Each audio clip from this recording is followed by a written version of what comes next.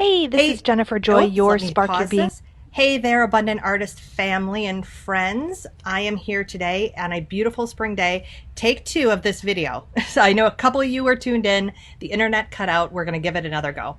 So, starting from the top, if you have looked at my conversation starter question for this week about asking how the current situation has impacted your creativity, you may have noticed that the answers to that question run the gamut. Some people are being ultra productive, they have more time and their emotions are really fueling their creativity. While others of us have actually creative blocks. They feel like they're too emotional to really be creative, or maybe they're distracted, or their mind is blank. And I have to tell you, I tend to run the latter. I tend to, when I get in overwhelm, I completely shut down. And I experienced that a few weeks ago, actually, after I was sick. I had a week and a half of just complete shutdown. So, what I want you to know is no matter how you would answer that question, no matter how your creativity has been impacted, it's all normal. It is all normal and it is all part of your creative flow. So today in our Tuesday training, I'm going to share with you a video I did about 3 years ago for my clients and also the people who followed me on YouTube. And I have to tell you, this is a game changer for a lot of people. It was for me when I really truly understood the creative flow. And one of our administrators of the group, Carrie Ann, this is one of her favorite things I have ever taught. It was a life changer for her. She will testify to it all day long that this really gave her a lot of grace. And when you're not hard on yourself, you actually move into the creative flow. Well, you're always in the creative flow, but you move into the creative part of the creative flow more quickly. So, without further ado, I'd like to share this video about truly understanding the creative flow. Hey, this is Jennifer Joy, your Spark Your Being mentor for creatives. And on this training today, we are going to be talking about the 5 creative stages. This is a super important topic because when you understand the 5 creative stages and how they work, you can truly understand your creative flow. And what does this mean to understand your creative flow? Well, I don't know if you're like me, but I would always beat myself up, negative self talk up the yin yang, when I wouldn't be doing what I thought I should be in my creativity, or I didn't feel like I was doing enough in my creativity, or I felt like I wasn't good enough. I felt like a phony or a fake. And so understanding the 5 creative stages is really about making peace with how you do creative work. And once you make peace with that creative work, you are able to grow your confidence. You're able to use all that energy that you used to beat yourself up and put yourself down. You're able to use it toward your creative work. And honestly, let's be really, really super clear that when we treat ourselves badly, when we have that negative self talk, it is actually depleting our creativity. It's not helping us grow our creativity and be in our creativity, but it's actually depleting it. So let's go on and get a look at the 5 creative stages. Now, first, I wanted to talk about why we're using this model, why there are these creative stages. Well, the logical side of our brain wants to make sense of how creativity works. It wants to be able to understand that creative flow so that we can control our creativity and be more productive, right? This is the left side of our brain, really wants to be able to make sense of the world. Really wants it. So in the past, you've probably seen a lot of creative models that look a little bit like this. This is a linear model where we go from point A to point B to point C, and we have the desired outcome. And our left brain loves this type of thing because all we have to do is follow the recipe and we get what we want. We have the creative output that we want. Another way, if you've looked at creative models in the past, you might have seen a cyclical model. Very similar to the linear model, however, it feeds itself. You do point A, point B, point C, point D, point E, however many points there are. You follow that recipe and it brings you more flow because you're in it. And it just keeps spinning and spinning and spinning. Now, that is true that that happens when we're in the creative flow. However, again, this is essentially a linear model that's just put onto a circle. So again, the left brain loves it because again, the left brain wants to understand and control something. Yet creativity is uncontrollable. Totally uncontrollable. Creativity is more around the right brain, and of course, the left brain gets in there too. Yet, when we don't fit that left brain model, we think something's wrong with us. That's where all that negative self talk comes in. And then we feel like a failure. We feel disempowered. We tend to procrastinate more.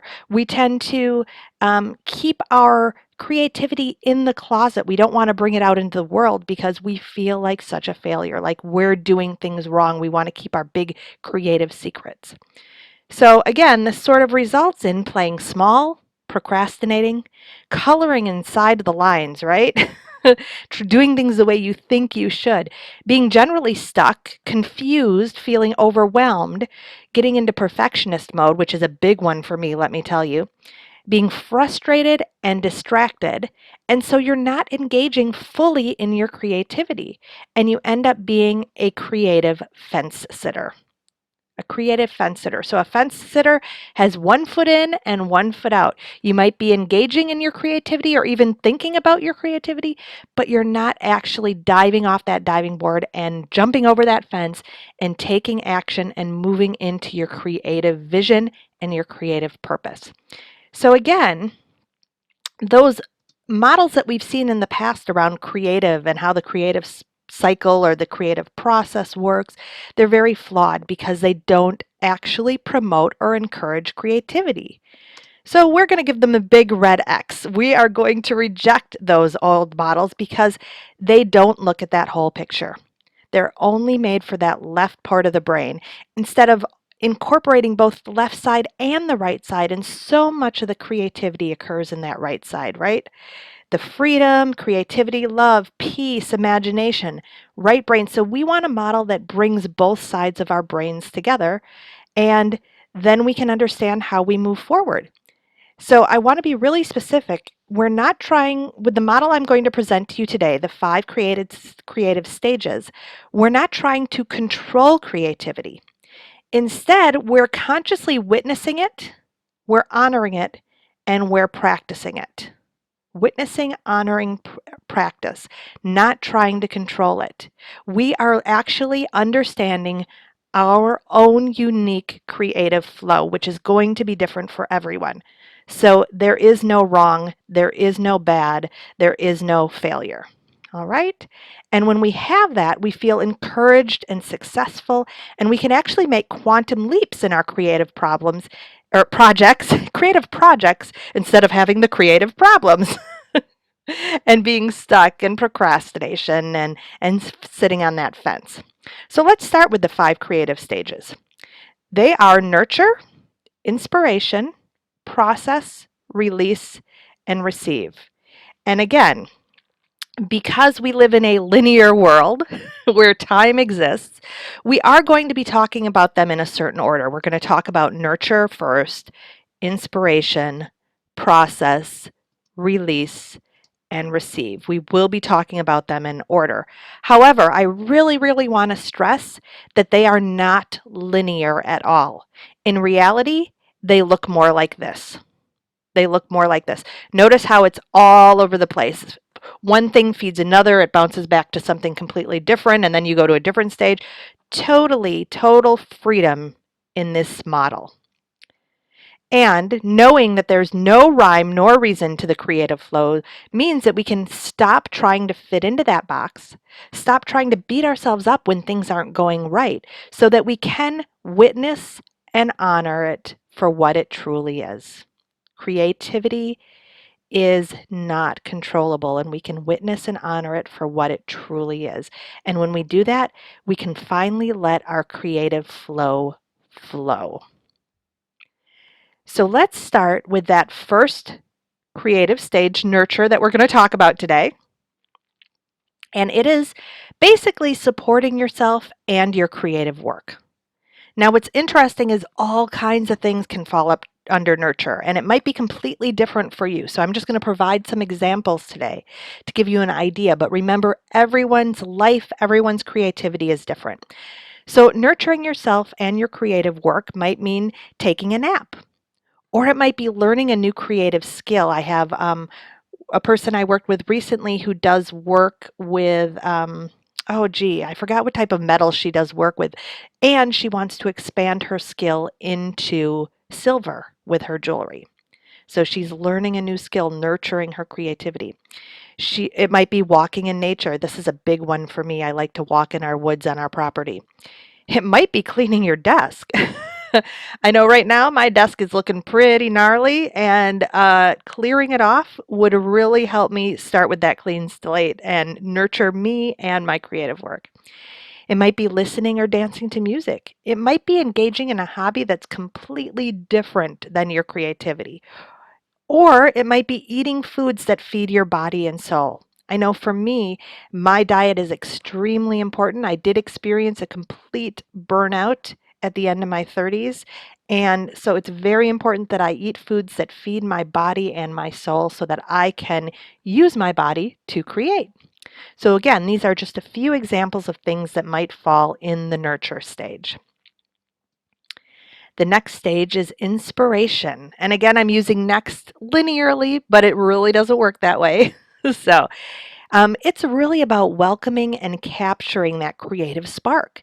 So it might be watching a movie. My husband is a young adult fiction writer. And for him, sometimes he will take a week to just watch movies and replenish his inspiration. He gets so inspired from them and learns so much. It might be taking a class. It might be doing your creativity and just freestyling, no rules, right? Just finger painting, whatever. It might be going to an art gallery or making a vision board or watching an inspirational video on YouTube or just browsing at your favorite art supply store. Oh my gosh, that can be so much fun. So it's really whatever inspires you. You can welcome and capture that spark. Inspiration. Now, here's the thing is that those first two stages, nurture and inspiration, and again, I'm using first two loosely, people don't count those stages. They really minimize them. But I really want to tell you that they absolutely do matter. Those things matter. Nurturing yourself and your creativity and looking actively seeking and engaging in inspiration feed your body, your heart, your soul, and they ultimately feed your creativity.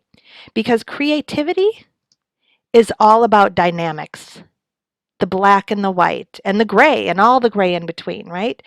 And if you think of a symphony, there are quiet parts, and there are loud parts, there are fast parts, there are slow parts, a dance, fast parts, slow parts. Visual art, there's negative space, light, dark, right? There's always dynamics in creativity, and there is also dynamics in the creative stages. You can be really creative one day, and the next day it might be a nurture day or an inspiration day. And it's all good and it all counts. I want to say that again. It's all good and it all counts. So let's go on to the next creative stage, which is process. And this is when you're actually doing the work and making it happen. So this is the stage that usually people only count this stage. They only count process because it's when they're actually painting or doing the shoot. The photo shoot, they're actually editing or writing the rough draft or creating the website, meeting with clients, record keeping, bookkeeping, whatever it is, they're actually in process doing the work and making it happen. So again, this is the only stage that people often count. And that's only one stage out of five. One stage out of five, the process stage. So let's move on to the next stage we're going to talk about, which is release. And release is about letting go. Letting go. So it might be letting go of your work, actually putting it out there in the world, whatever that might look like for your particular creativity. It might be having the show or sending your manuscript to a publisher, or it might be getting feedback from someone. It could be anything like that. Promoting yourself is a form of release. Social media might be a form of release. So it's letting go of your work And it's also letting go of what's holding you back. It's any form of release. So it's about releasing perhaps judgment and comparison, comparing yourselves to others. It might be releasing negative self talk or releasing limiting beliefs. All of those fit under the release stage. And of course, this list isn't comprehensive. There may be so many other things that fit under your definition of release. So that's release. And then the final of the 5 creative stages is the receive stage. Receive. And this is actually accepting feedback, accepting payment, accepting praise, accepting applause. So again, receive can mean a lot of different things. It might be receiving that applause. It might be receiving advice from a mentor. It might be receiving critiques or reviews, receiving money, receiving clients, receiving compliments, and receiving more creative opportunities. It all falls under receive. And a lot of people do have a challenge with receive, right? I don't know if you've ever heard or you've experienced this where you have something that, 95 people can say, oh my gosh, that was so amazing. And maybe 5 people are like, it's okay, right? And you focus on the 5. You focus on the 5. No, it's about releasing the 5 and receiving all of the wonderful warmth and praise from the other 95 people. So receive. Now, these last 3 stages, which were process, release, and receive, is where people have the most fear often come up for them and self sabotage. The most fear and self sabotage, because once you understand the creative stages, it's really easy to hang out in nurture and inspiration. And believe me, I want you to make sure that you have enough nurture and inspiration in your creative flow, in your creative life. And we also, to be satisfied creatively, we have to move into process, release, and receive. It must happen. So fear often comes up in those and the self-sabotage, right? That's where you procrastinate. That's where you play small. That's where you stay stuck. Yet, now that you know these 5 stages, recognizing these stages means that you can actually support yourself to move through them, right? So, as I was just mentioning, this is where you can lean into inspiration and nurture, but don't stay there. So, if I'm having a bunch of fear coming out about releasing a new workshop, I'm going to maybe nurture myself a little more or help myself find a little more inspiration. Listen to some audio recordings of my favorite mentors, perhaps. So I'm going to use those to fuel me, to ignite me, to spark me, so that I can move into that zone or that stage that's a little scary for me. Yet again, we don't stay in nurture and inspiration because all 5 stages are needed for creative flow to happen. And I picked this beautiful scene of this waterfall to sort of represent creative flow because we've got the rushing water over the rocks and we also have that very still pool. And then we have rushing water again. So again, this sort of mimics or mirrors how our creative flow might happen. We might have a series of productivity and then we might have some resting or even releasing.